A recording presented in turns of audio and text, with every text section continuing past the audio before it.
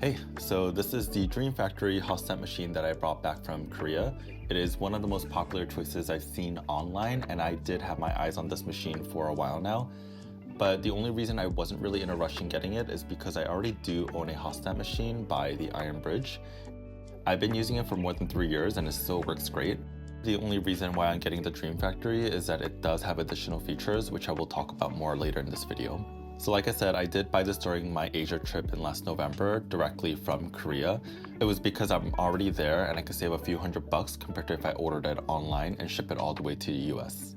The only thing I would say that's a bit inconvenience was that I did have to carry this all the way from Korea to Japan, where I was on a family vacation, and then I had to haul it all the way back to New York. It definitely wasn't the most convenient, but honestly, it was definitely well worth the effort. So let's do a quick unboxing and see what I actually ordered.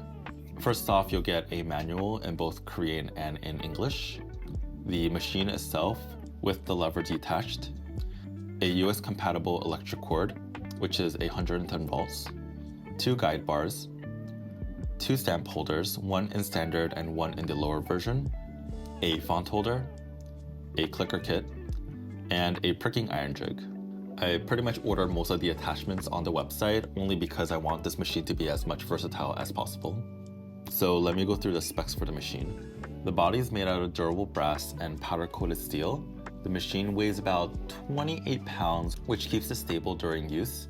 The size is about 8 by 11 inches with a height about 12 inches depending on how much the handle is protruding out, making it really compact and makes it fit into any workspaces.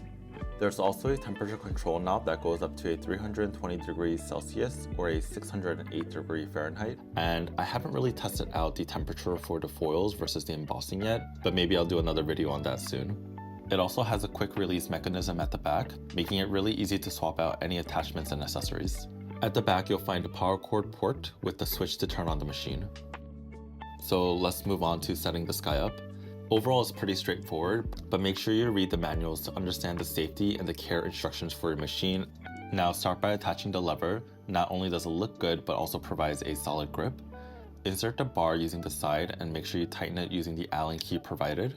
Then adjust the machine's height using the brass dial on the top. Make sure you turn it counterclockwise and then you'll see the machine going up slowly. This will allow you to remove the rubber tube behind the machine, which was preventing the lever to be pulled down. Once it's high enough, you can actually swivel the top portion for better visibility when placing and aligning your leather. Now let's go through all the attachments and what they're used for. First, it's a guide bar.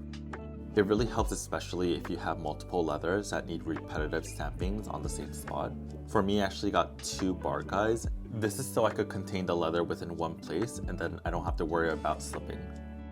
I also got 2 stamp holders. One is the standard version. It's mostly ideal for any brass stamp sizes like these. The clamp itself can hold a block as small as 10mm and as wide as 100mm. The second holder I got is the lower version. It's used for shallower blocks like this and can hold blocks as small as 20mm and as wide as 100mm.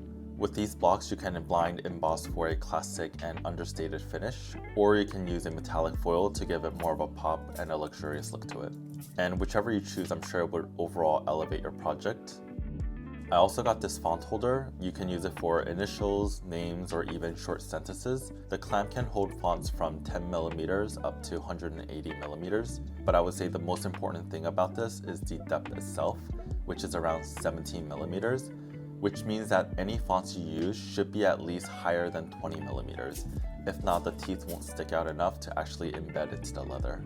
For me, I've been using the vintage Kingsley fonts, which I've been collecting for a while, and it's been working great for me. Now for the highlights, the clicker and the iron jig. One of the best things about the Dream Factory is that the stamper can convert into a hand clicker. So you can use the stamp force to cut small shapes using the die cuts. The iron board size is 100 by 100mm, and comes with a white punch board. And here are some examples. Lastly, the pricking jig. I'm looking forward to use this one as it holds my pricking tool securely, allowing me to stamp stitch marks without the noise of hammering. So this is a total game changer because if you do work in leather, you know that there's a lot of noise that it creates. So it's really hard to work inside of an apartment, or if you have a neighbor, a roommate, or even at nights. So the Dream Factory is definitely more than just a hot stamp machine. It's a multi-tool that brings versatility to your workspace, and for a good price too. Thank you for watching. If you'd like to see more reviews and follow me on my other projects that I'm working on, please like, subscribe, and follow. It really helps. Thanks.